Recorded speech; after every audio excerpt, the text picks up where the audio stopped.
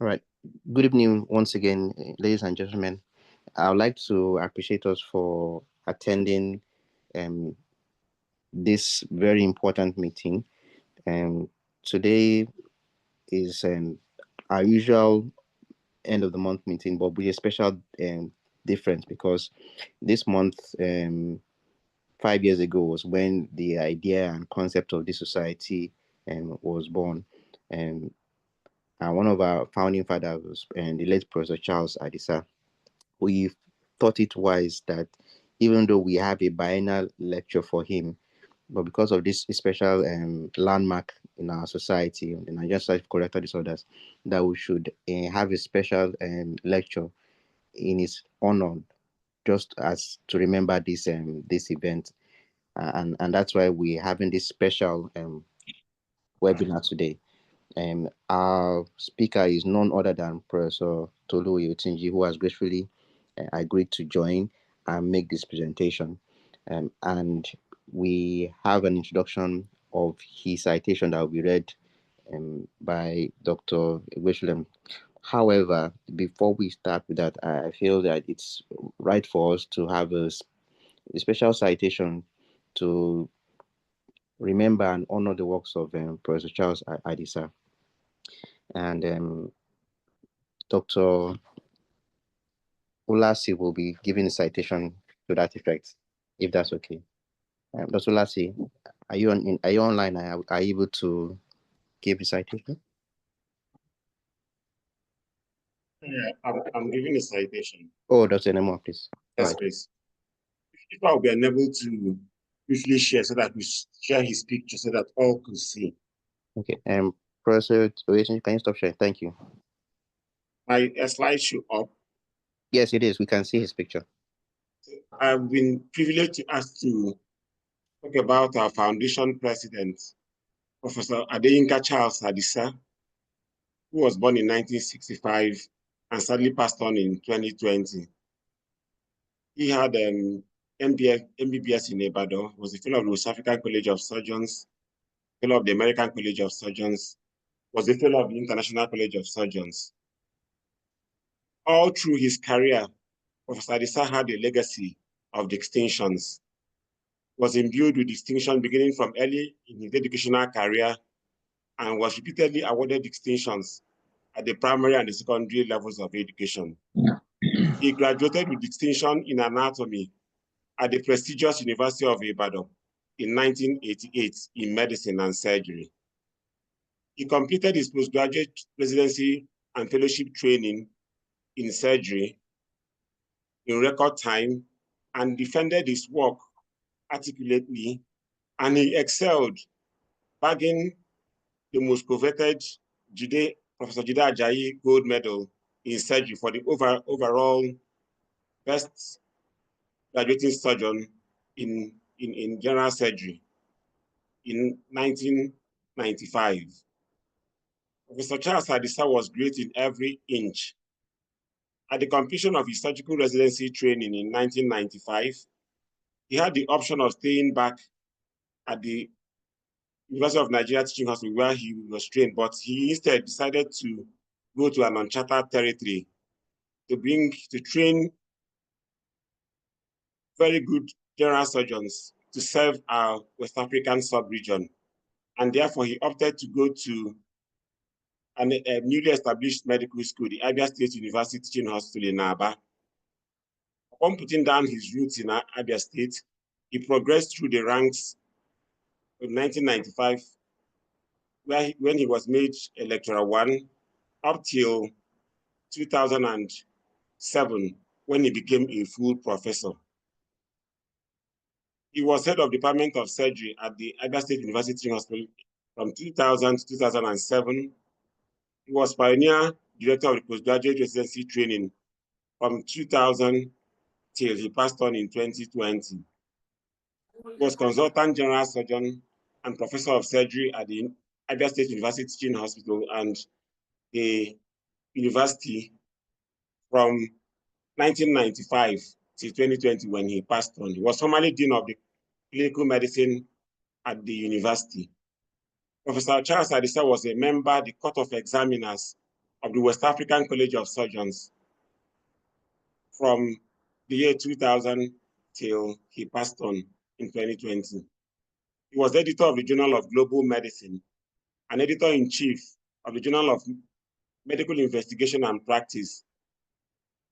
At all the West African College of Surgeons annual general meetings and the pre-conference workshop was a face to behold, because he was the chairman of the outreach, and so he navigated all the ports of countries around West Africa to organize and coordinate the outreach committees of the West African College of Surgeons, a post he continued to hold until his demise in 2020.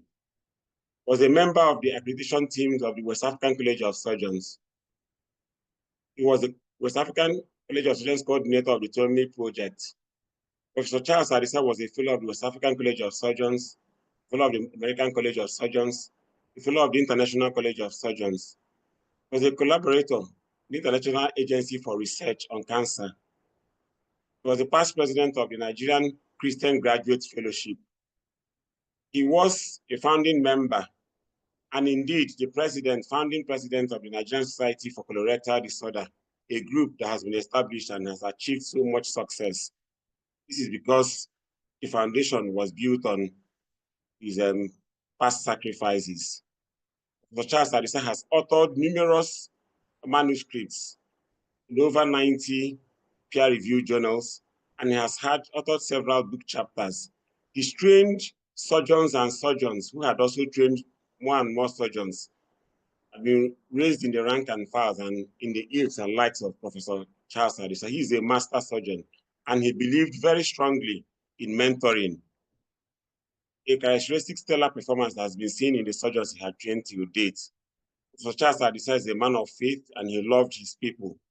And so that's why he was good in reaching out to the community in terms of casting out free surgical practices and then training numerous surgeons to behold. Was a Christian and believed in mentorship and connecting with people and collaborating, as based by the social media platform he had belonged to. He taught us all the meaning of community, faith, and kindness. He was indeed a good man and lived a life of purpose. Most important of all, in spite of all his commitments, he loved and was devoted to his family, and we're grateful to him for teaching us how to raise our family. He lived a life of impact. I will end this citation with a quote from Maya Angelou. A great soul serves everyone all the time. A great soul never dies. It only brings us together again and again. Therefore, distinguished ladies and gentlemen, it is the memory of this great man, Professor Charles Akayinka Adisa, that today we shall be listening to another master surgeon, Professor Oyetunji, who would be briefly introduced by our financial secretary, Dr. Ebuchulem, and as he's going to pilot a very interesting topic today for us to sit back, listen, tinker in our thoughts, and enjoy. Thank you very much for giving me this opportunity. And I'm highly honored to introduce this distinguished gentleman to remind us again of his memory. Thank you, Mr. President. Thank you, Dr. Nemo, for this citation. I just want to mention again that as you read it out, it just brought back memories to me. The very first time I encountered Professor Charles Adisa was when he was examining me in the Viva for the Part 1, now membership exam for Western College of Surgeons. And I can say he was a man ahead of his time. He didn't stop quizzing me until he started asking about research-based stuff on breast cancer. He was talking about olaparine and the PARP inhibitors. Then we're still experimental. And I was quite impressed by his mastery of the subject. And he left us quite too soon. But I'm sure that the legacy that he left behind will continue to flourish, and I've definitely outlived him. Thank you once again for doing this. So we'd like to hand over to Dr. Ebuchulem to give our introduction to our guest speaker. Good evening, profs, teachers, and colleagues. I count it a great privilege to be asked to take the citation of our lecturer of today, who is an erudite scholar, teacher, and has also been a benefactor to me. He facilitated my visiting research scholarship experience at his institution through a collaborative effort of my trainer, Professor T. Lawa. Thank you so much, sir, and I'm indeed honored to read this citation. Kindly rise, Prof, sir, as I humbly read through your citation. You all will agree with me by the end of this citation reading that Dr. Tolu Oyetunji typifies the ideal surgeon as described by Napoleon Bonaparte. Dr. Tolu Oyetunji started and completed his medical education at the Obafemi Awolowo College of Health Sciences in Olabisi Onabanjo University, Ogun State. He subsequently pursued a master's in public health at the Johns Hopkins Bloomberg School of Public Health in Baltimore, Maryland, and thereafter spent a year as a surgical outcome research fellow at Howard University Hospital in Washington, D.C. He completed his general surgery residency at Howard University Hospital and his pediatric surgery fellowship at Children's Mercy Hospital, Kansas City, in Missouri. Additionally, Dr. Oyetunji holds a Master's of Business Administration from Warwick Business School at the University of Warwick in Coventry, United Kingdom. He is an avid reader, a scholar who has continued to test for excellence, research, and innovation, and these are unparalleled. Dr. Tolu Oyetunji holds the Thomas Holding and Kate Ashcraft Endowed Chair in Pediatric Surgical Research at Children's Mercy Hospital, Kansas City, and he is a full professor of surgery at the University of Missouri, Kansas City School of Medicine. As many of us here that are pediatric surgeons we have in this meeting should know of late Kate Ashcraft, the author of one of the foundation tests widely used. He was a faculty at Children's Mercy before he retired in 1999. Prof currently serves in many capacities. First, as the division chief for pediatric general surgery, program director for Surgical Scholars Program, and director of health outcome research in the Department of Surgery in Children's Mercy. This is not a small feat, and it deserves an applause. Professor Oyetunji's research interests includes surgical quality improvements, surgical innovations, health disparities, and global surgical care delivery. He is particularly focused on disseminating evidence-based clinical protocols and identifying factors that contribute to deviations from evidence-based standards, as well as disparities and unnecessary health care costs. Furthermore, Professor Oyetunji is interested in surgical process and device innovation with the goal of simplifying surgical care delivery without compromising on quality. He is a member of multiple surgical societies, including the Society of University Surgeons, the Association of Academic Surgery, the International Pediatric Endosurgery Group, IPEG, and the Society of Black Academic Surgeons. He currently serves on national committees of several organizations, and he is a well-published and accomplished academic surgeon with more than 150 peer-reviewed articles, with over 4,062 Google Scholar citations, H-index of 38, and I-10 index of 74. This makes him a perfect fit to deliver this lecture titled Research and Research-Based Protocol-Driven Surgical Care. Prof currently serves as an assistant editor of the Journal of Pediatric Surgery and an associate editor of the World Journal of Pediatric Surgery. Without much ado, join me as I make welcome our distinguished lecturer of today, Professor Tolu Oyetunji, as he delivers the 5th Professor Charles Adisa lecture. Prof, sir. Well, thank you so much for that introduction.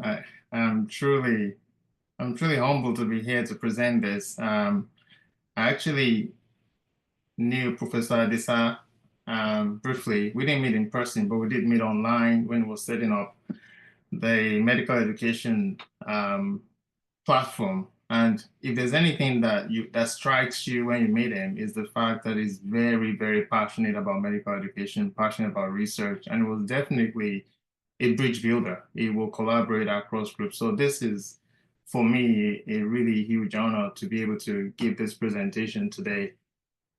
Okay, can you see my slides? Yes, we can. Okay, great. All right. I'm going to turn on my video, which you'll be able to see. So again, Dr. Richard, thank you for that introduction.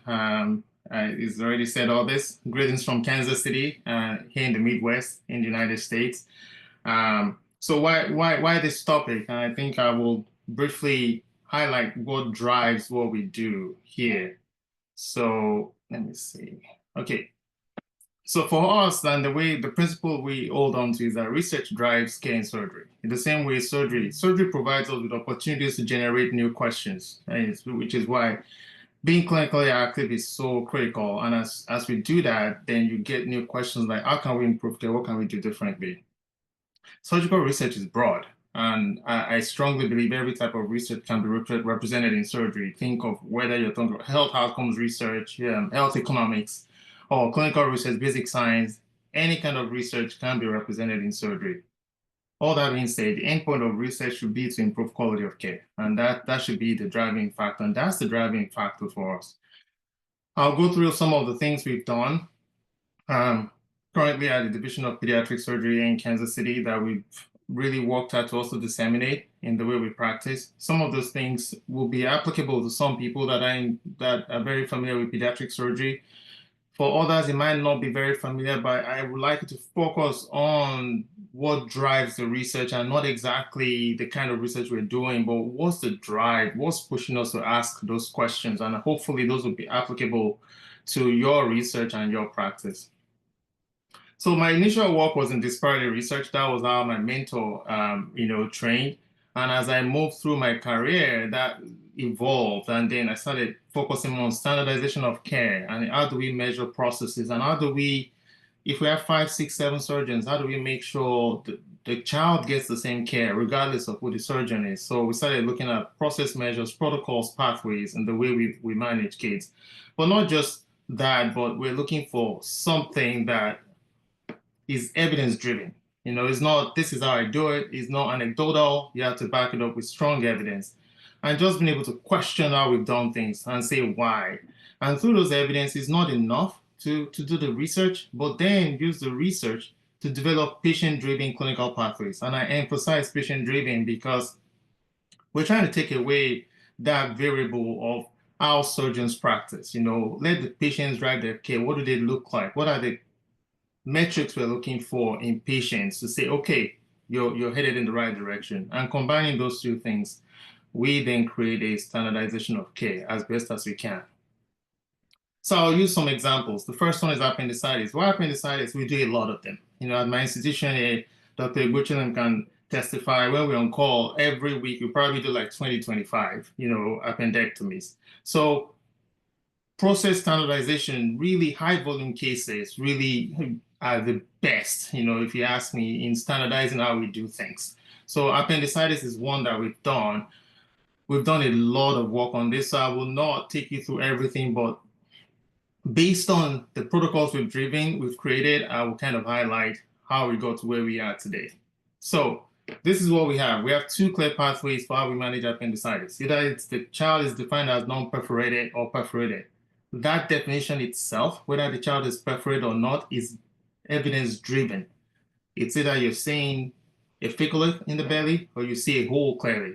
Whether it looks murky, the water looks this way, those are no hard criteria. So that paper was published back in 2008.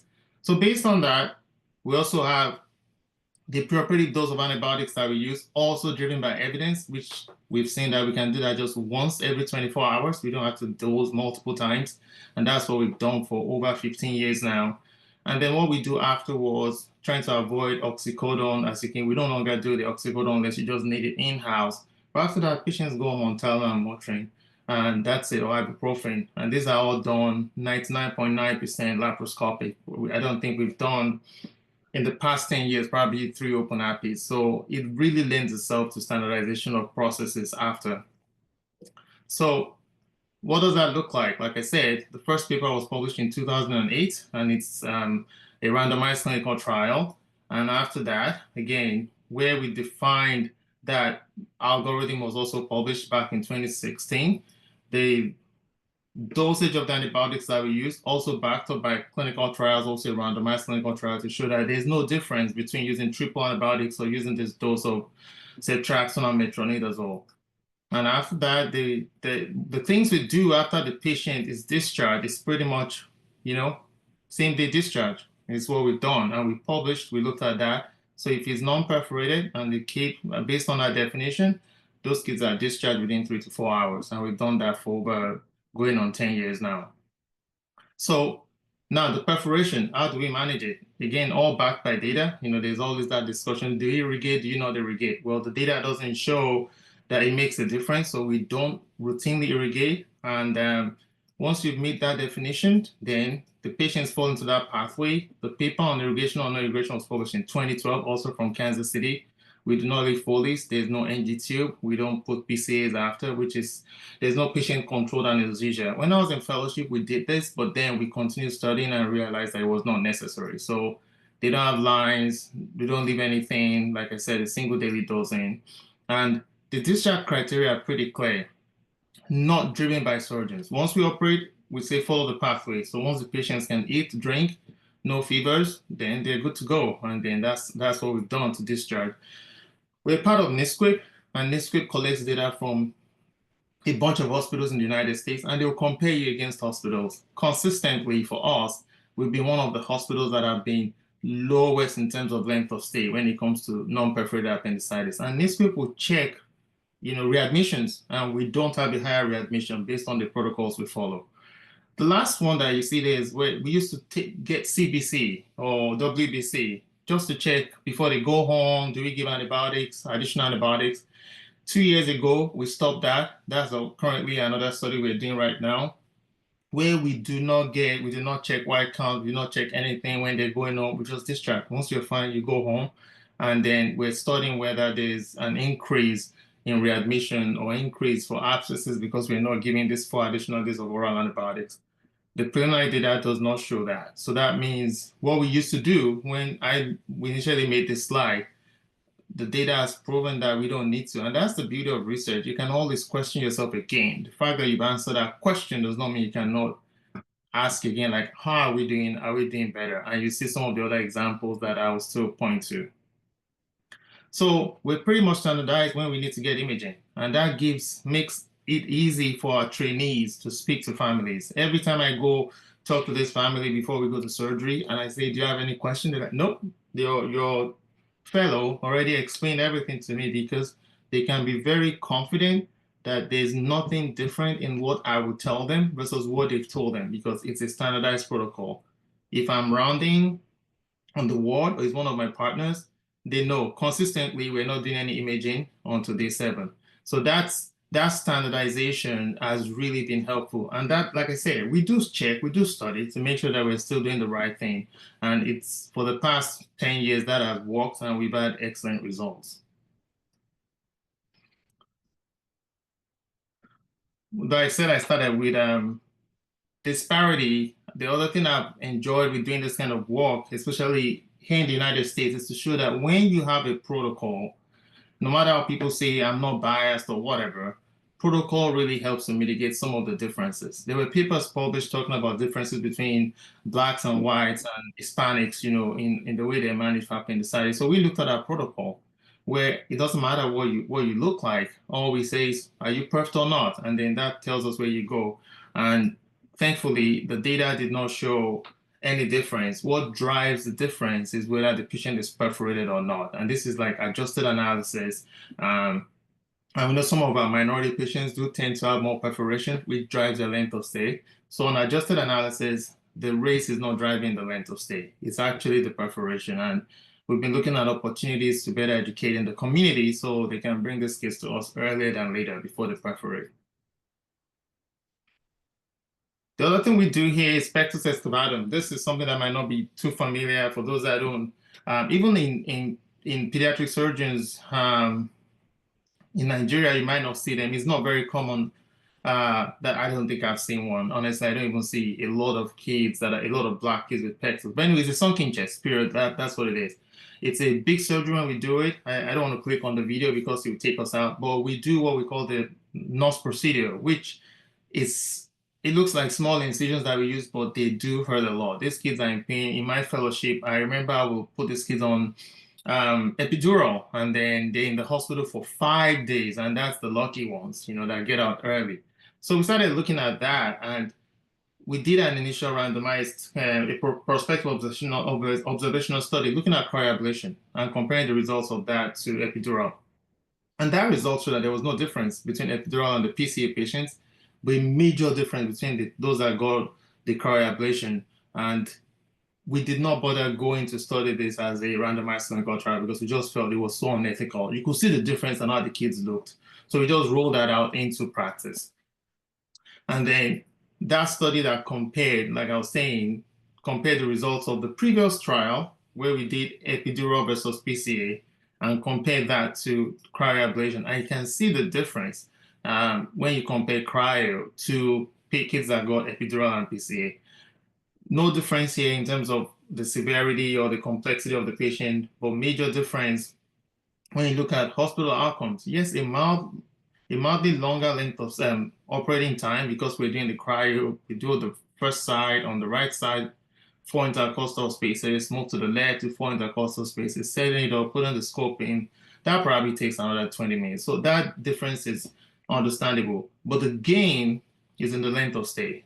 You can see 4.3 days, 4 days, and just a day. Next day, cryo patients go home, which the first time I saw that, I was like, this is unbelievable because in my training, day one, you're barely getting out of bed. You'll still be there for 5 days. Cryo, these kids are out of bed. So we transitioned to doing cryoablation, which is now a standard practice because we know it reduces length of stay, not a lot of opioid use in these kids, and we felt that was a great thing. So like I said, no randomized trial, we switched our practice. And then we created a protocol and we worked with our anesthesia colleagues and they helped us create a protocol. We educate this family before they come. We set expectations that you highly likely you're not getting PCA epidural, and this is how your surgery will go, and this is the expectation so you can go home. Well, we took that a step further. We decided instead of them staying 1 day, we wanted them to go home the same day because while they were in the hospital, we realized we're not doing anything. They're just sitting there waiting to get discharged the next day. So we came up with that protocol that I just showed you and decided we want to send them home same day, which for those that know, pectus repair is like unheard of. Like, are you guys crazy? You're sending kids home same day for pectus. But we started doing that way back, and you can see from the time we implemented that with education and implementing ERAS, you can see the drop in the length of stay. We've successfully been able to discharge at least 60% of the patients home same day. Of course, we made some changes. As we're doing this, we're also studying those that stayed, why did they stay? Okay, some said maybe we needed to add scopolamine patches. We did that. So now, and that study is now is going to be presented at IPEG, has shown that 64% of patients can be discharged. And this is a big win versus when we had 100%, all of them stayed overnight. But now we're to 64. And again, we got some applaud for that when a recent data showed that in most hospitals in the US, length of stay is probably same day discharge is probably in the single digits, and we are currently at 64. So we're very excited about that too. Now, gastrostomy tube is another one where we've implemented a protocol. Feeding tubes, very common. We do a lot of this for kids that either they can't tolerate orally or just not growing well, failure to thrive. And this is what we typically put is a Mickey button, or some kids will prefer the mini, but all low profile G tubes. And it's done laparoscopic. It's a quick 15-minute procedure at best. And then you just Seldinger technique, dilate, and that's it. Surgery's done. So when we started out, when I was in training, these kids would all stay in the hospital and slowly go up on their feeds, and then they'll discharge them the next day. Over time, we moved to feeding them within 2 hours. Once you get to the floor, we feed and you go home. But then they're just staying, trying to get things done. They're getting their pump, they're getting their feeds. So we said, why can't we change practice? When we're not doing anything for them home in the hospital, why don't we begin to send these kids home same day rather than keep them in the hospital? This is where some practices are still like, don't feed for 12 hours, keep overnight. But we wanted to do it within 4 or 5 hours to get home. And we started that by doing this study. So we know these kids will achieve full feeds within 12 hours. We know that some of them achieve full feeds within 24 hours. At that time, our median length of stay was 26 hours. So we said, let's study and see if we can get kids out of the door quicker than we currently did. We did a ton of preoperative education. Why are they in the hospital? What do they need? Can we do those things in clinic before they come to surgery? And we moved all their education that they would normally do in the hospital, consults, nutrition, we moved all that to clinic visit. And then just know from surgery, they can go home. We were we focused a lot on preoperative education to make sure the parents are aware that it's fine for them to go home. We talk to our nurses that when they come through, it's fine for them to go home. There are no concerns. And this was what we did. And then we're able to discharge these kids once they're done. So we did that study from 2017 to 2019. And this is where the main outcome was same-day discharge. And we looked at other things, time to initial phase, mental stay. If they do get readmitted, why did they get readmitted? So this is what that showed. We looked at 51 patients, same-day discharge, 82% of patients went home. Length of stay was 9 hours. So people ask questions, are we sure parents were happy with it? We thought they were happy with it because they didn't come back. But, we had a lot of critiques that, we might just have been discharging these patients without making sure they're happy. So we said, okay, that's good. We'll do that study again. So we went and did a survey and we reached out to patients and asked them that question. And obviously, not surprisingly, many of them had no issues with going on. Let me go back. So you can see here, of all the people we talked to, almost 85% of them were fine with going on. For those that were not, the reasons were they were not serious. Like they needed further teaching, kids were still vomiting, which is highly understandable. But 86% of the patients were like, oh, no, I'm glad I went home. I had no problems. So again, this is what a protocol that we've chosen not to be biased, and allow the patients to drive that care. This is what it can do and change the way we practice. I don't know if there are a lot of institutions adopting this as of now, but we've had people reach out to us asking for a protocol like, hey, how are you guys getting this patients out? Do you mind sharing? And we're like, happy to.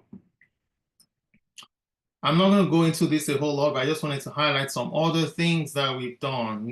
Spontaneous pneumothorax, being able to quite counterintuitive, which is like, we don't want to put a chest tube in, right? The principle is we believe the blebs, once they pop, they seal. And what we're looking at is just the residual pneumothorax. So when they show up in the emergency room, we don't put the chest tube in. If the kids are saturating fine, we wait for 4 hours, we get an x-ray. If there's no increase in size, we say, hey, you can go home. If anything changes, let us know. That is an ongoing study right now. But the one we did before that is just aspirate it, no chest tube. Just aspirate. If that remains deflated, take the chest tube out or the tube out and then send them home. And we did that. We've done that for almost 6-7 years. The more recent one is that, wait, why do we even need to put that chest tube in? Let's not put anything in as long as they're stable. And that is currently ongoing. Discharging after reduction of ileocholic intussusception. We no longer admit these kids. You come to the ED, it gets reduced by radiology. They observe them for 4 hours, and that's it. They go home. And this was published way back in 2019. We've been doing this for almost 7 years now. And then empyema is another one that is quite interesting, which is when kids have pneumonia, community-acquired pneumonia, and it gets worse, they have pleural effusion. The practice has always been that thoracotomy, or we go do VATS, which is video-assisted thoracoscopic surgery. That's just what I remember doing that when I started fellowship. And as we moved on, and this study was done, which was, why not just put a tube in and do some TPA and put for fibrinolysis? That was done in 2009. And as this slowly took off, we started doing less and less and less of that, and we just managed these kids with fibrinolysis and a very small tube as first line of treatment. We looked at that and published it in 2013, and we saw that it worked. And by 2016, we did the very last VAT. I think I did it when I was in training. That was the last time we did VAT in our institution. We've not taken a kid to the operating room for empyema and VAT. It took a bit of time for everybody to accept it, for our infectious disease colleagues to accept that you don't need to put a tube in. And we looked at this and showed that the rates of VATs are really, really dropped. The other thing we found is, before, failure after TPA was typically defined as, oh, there's still a bit of collection. We took a bit of education to be like, lung disease, the lung parenchyma disease versus pleural space are two different things. The goal of TPA is to clear the pleural space. The lung might still look like crap if you get an x-ray, as it will always look like. They might still have fevers, that's fine, but they don't need surgical intervention. And that is now well accepted. As a matter of fact, it's well accepted to try to do a second round of TPA now, because we redefined what failure is. Failure is not that the pleural space is not cleared up, and they can always repeat the TPA again another time. So knock on wood, since 2016 till now, we've not had to go to the operating room. I mean, the protocol is so well accepted that our colleagues didn't even call us. Our pediatricians just consult radiology, put a tube in, they do the TPA, and we don't even get a consult about that. They know that's how to manage. And again, dissemination, we're happy to do that. So I know some might say, yeah, easier said than done. Yeah, it's challenging to do something like this and have a system where this works. But it's always good to know what you're very passionate about in this field. And also to be very clear on what the goal we want to achieve, but also be flexible and open to changes. Good collaborators, and by that, for us, it's not just, it may be at your institution, may not be, but even for us, when I say collaborators, it's not just your colleagues. I mean, for the same day G2, for example, we needed nurses. We needed nutritionists to be on board to agree, because at every point they touched the care of those kids, and it was important for them to be part of that decision making. They have to feel like they own the protocols and not surgeon prescribed. They own the protocols, they're sharing it, and then they want to see it succeed. And also always understanding your research partners. Yeah, you may not have some at your institution, and it's a team effort. It's just understanding, where do I fit in? Do I come up with ideas? Do I do the data analysis? Do I get somebody to help with implementation? Having a good group is very critical. And for me, I always try to remember why I'm doing this. It's just quality patient care. I want to believe that whatever we can create, somebody somewhere else, hopefully will be able to look at it and use that same protocol to impact a child's life. So there's no simple version of research, whether it's basic science, whether it's clinical, whether it's outcomes research, database, however you want to call it. I strongly believe that good clinical research is an extension of good surgical care, is an extension of quality patient care. They go hand in hand. And a good clinician does not necessarily make a good investigator. And I think curiosity is the key. The ability to always ask why, the ability to say, why can't we do it differently? Why do we have to do it the same way we've done it? And just daring to be innovative and question the status quo. Because if we didn't do some of those things and ask those questions, I don't think we'll be where we are today. The right environment counts. All those things being said, I think we have what I define as a learning system in Kansas City. We have people that are just amazing and just want to, once they hear we're doing a new research, oh, is that what you guys are doing now? Oh, how can we be part of it? Okay, that sounds good. And that makes a big difference. Knowing that people do support curiosity, people support evidence. And finally, I think impactful research. And by that, everyone can define impactful research as they wish. Some, funded research, a lot of grants. But for me, I think impactful research is research that changes practice and that truly, truly help patients and help patients to have good quality care. Yeah, I think that's what I have. Easy to reach if you have questions. So again, thanks for having me. It's been my pleasure being here. Thank you. Thank you so much, Professor Oyetunji, for this erudite lecture you're giving us on evidence-based, practice-changing surgical research. This is very inspiring, and we are so amazed about what you've been able to accomplish in your setup. I know that there are a number of people who want to connect with you, probably ask questions or make comments in your presentation. So I'll hand over to Dr. Irotulam to please handle the Q&A session. Thank you.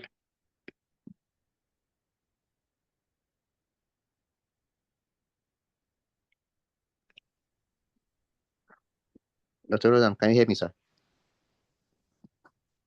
Yeah, I can hear you. Okay, can you hear me now? Yes, sir. All right, okay. Thank you, Oyetunji, for that wonderful lecture. I think I can say without mincing words that it is a lecture that is worthy of Professor Charles Adisa. And you have delivered a befitting lecture, really, in his honor. And you have highlighted the need for our colleagues to be curious, to question some conclusions already existing in surgery. That's how we make our progress. Thank you very much. And Dr.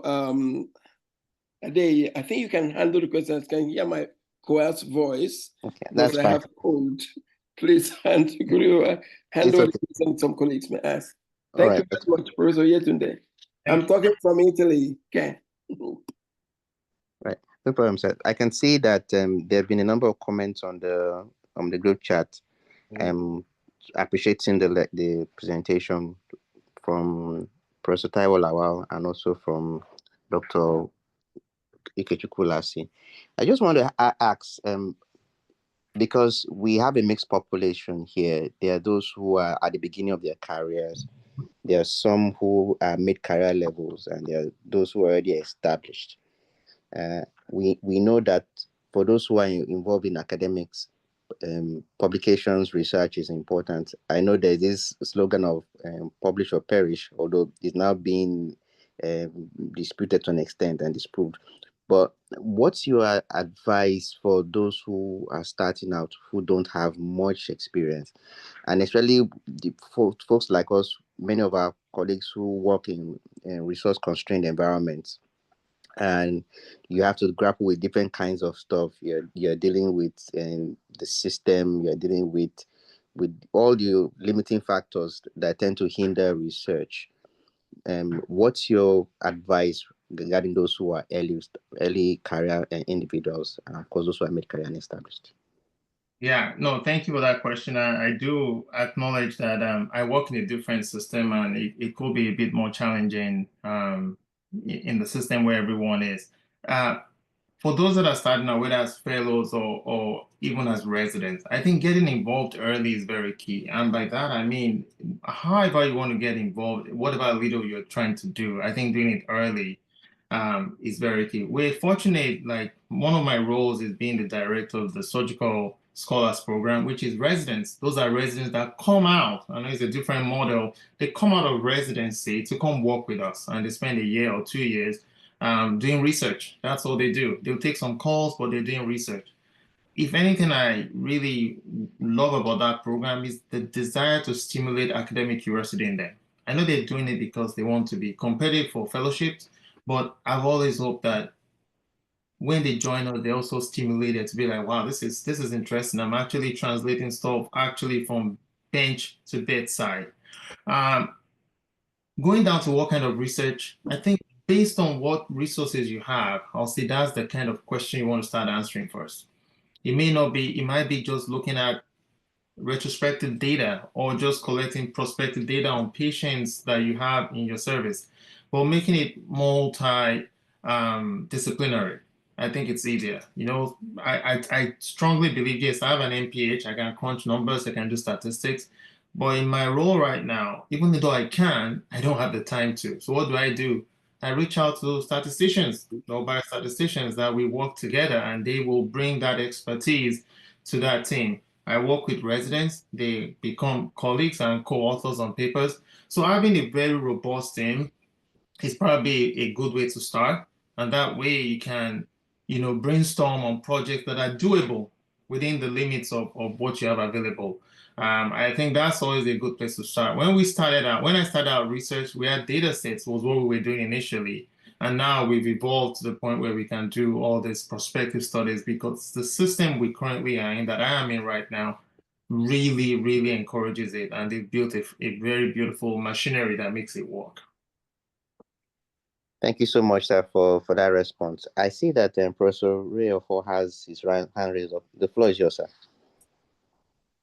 Okay. Thank you, Professor Tolu, for the erudite lecture. I wouldn't have expected anything less than that. I attest to your openness to collaboration from my experience reaching out to you. Could you kindly put things in context? If you could help us with, first, the idea of improving on the status quo really resonates with me. If you could put things in context, like sharing an average cost of hospital stay, there's it's very interesting to hear the days reduced, the time out of door, and in addition to the cost, also if you could tell us what's the protocol when they are going away? I mean, is it the home care nursing, or how do they come back if they have a complaint? Because the story is not complete without this for those who really want to try out what you have said, going by the fact that the settings are a bit different. I don't know if I got my question across correctly. No, absolutely, you did. Thank you very much. I appreciate those questions.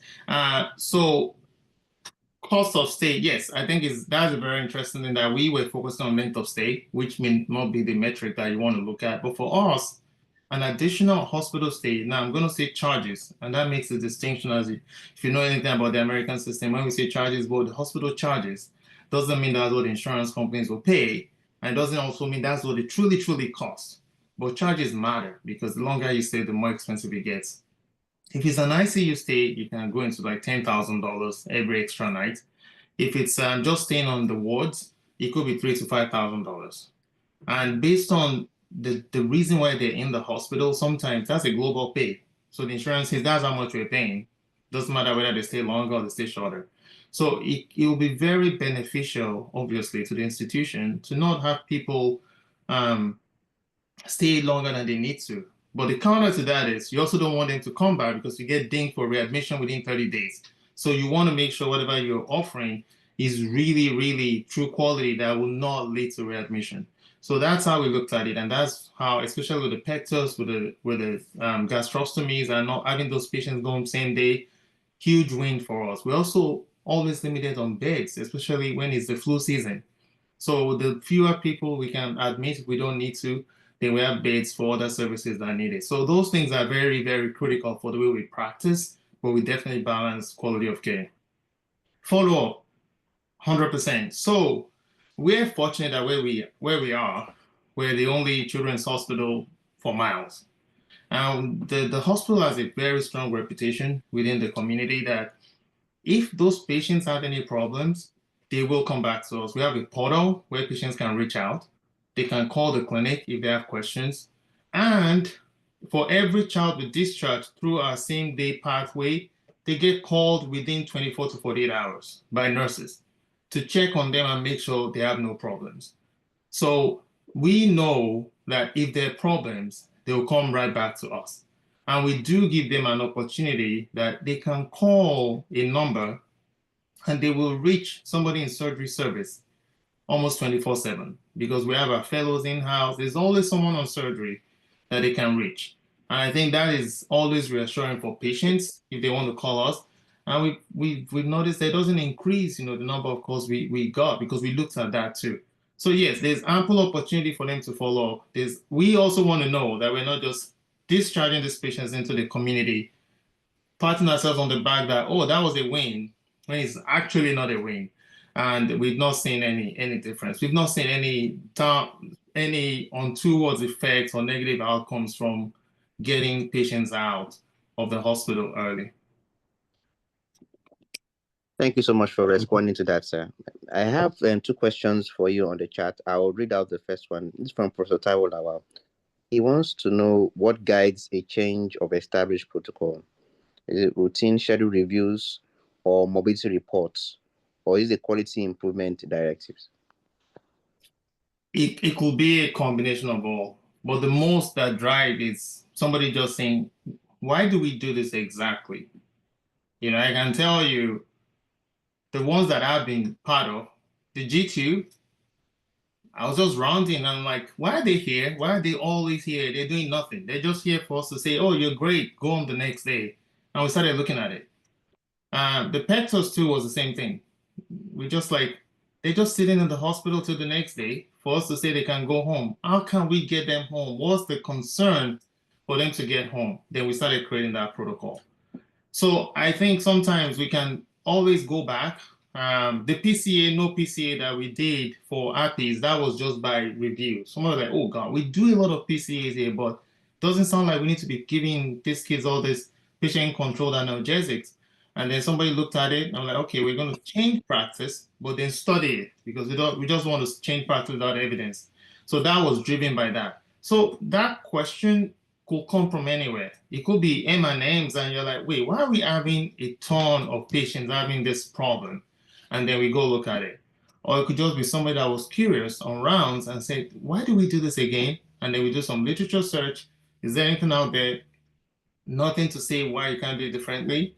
Then let's go study it. So again, if you go back to that, one of my first slides, that clinical practice just really drives how we ask questions. But again, it's always important to put on that your curious hat as you go around and be like, rather than say this is what we do, and be like, wait, why exactly do we do it? And then you can then move from there to generate questions. Very interesting and amazing response. Just as a follow-up, my own personal curiosity, when you try to get ethical approval for this pathway changing of protocol and defining research, have you encountered much resistance from IRB or delays? And how do you negotiate those? Yeah, I'll say that I definitely stand on the shoulder of giants, of people that have gone before me and that they've had a huge fight with the IRB over these things. I think by now the IRB has, I think I've learned they just need to know where the heart of the IRB is. And you want to make sure you're saying, we're not hurting patients in any way. This is us looking for something better. And we put guardrails to make sure that nobody is going to be hurt by what we're trying to do.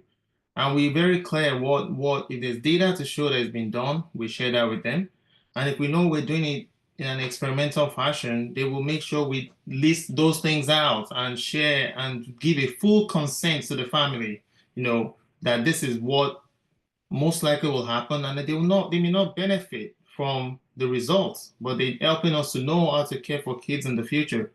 So while the IRB makes that happen, I think our patients are kind of the parents and the patients have been the biggest contributors to our success because they've been willing in a very altruistic fashion when they know it's not going to benefit them. But, oh yeah, we'd like to contribute to research like that. We're happy to do it. And that's why we've gotten to where we've gotten to. So navigating the IRB can be tricky, but I think for us, we just learned that we know what they're watching out for. Like, make sure you're not doing anything that could be hurtful and that you really set guardrails to pull back if something happens.